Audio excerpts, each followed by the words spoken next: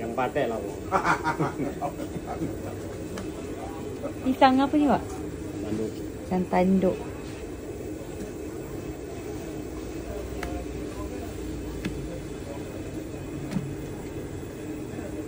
Dari mana? Dari Seksyen 22. Kang jago kat minyak panas, dah goreng bungkus tepung terus.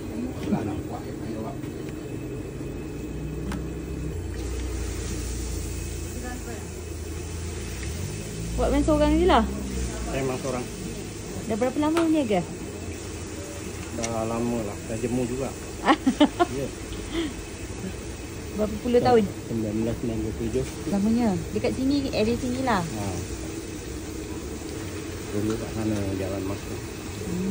Bawa begitu. So kalau nak tunggu, tunggu.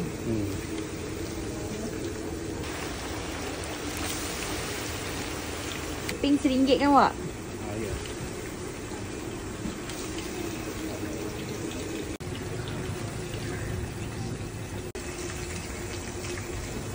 Wak senyum sikit, Wak. Dia tak minum, dia garam. Ya. Pasal panas dia masak je. Panas rasa nak marah Kalau penat, okeylah barangnya ada kan. So kalau tak hari Isnin sampai Ahad ada je? Dia ada dalam 3 hari tu. Kadang kalau tak Jumaat, ada cuti lah. cuti ke Senin, Ahad. Kalau tak ada alhamdulillah. Kalau hari Ahad ada, kadang Senin tak. Panas, panas.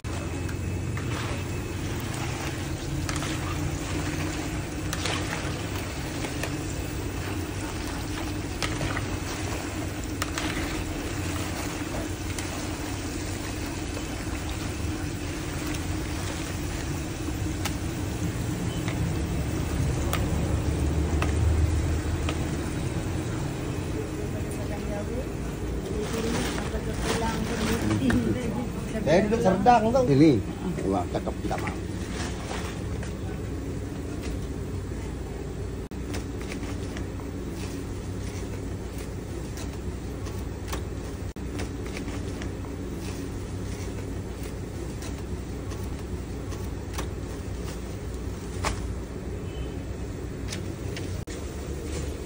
Pisang tanduk RM1.